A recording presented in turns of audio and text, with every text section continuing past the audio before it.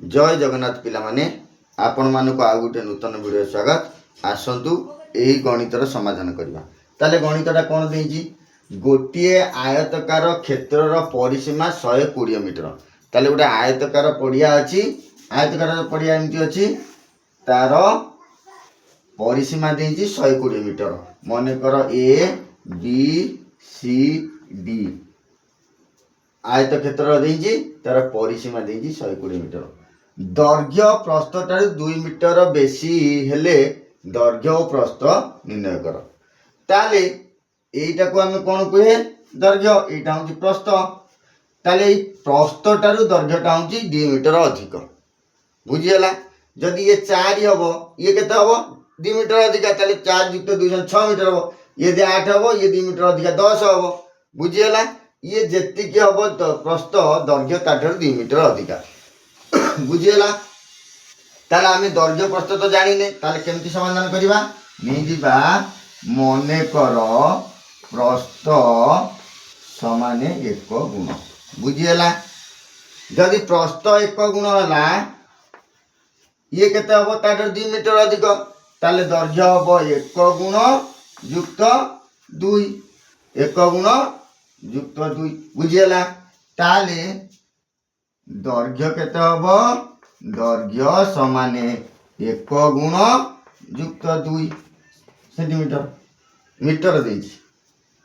ताले आमे आयत क्षेत्रर परिसीमा सूत्र जानिछे। परिसीमा सूत्र कोन? परिसीमा समाने 2 गुणन दैर्घ्य युक्त प्रस्थ।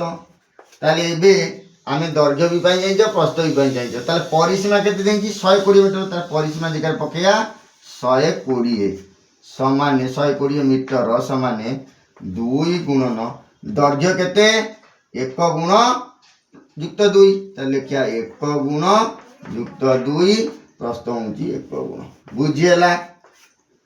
ताले ए समान रो डाहाण पटे दुईटा कोन आइछ आके संगे गुणन अछि एपुट कहले हरण जिवो। ताले 120 मीटर हरण 2 समाने ये 1 गुण मिसले केते हबो 2 गुण युक्त 2।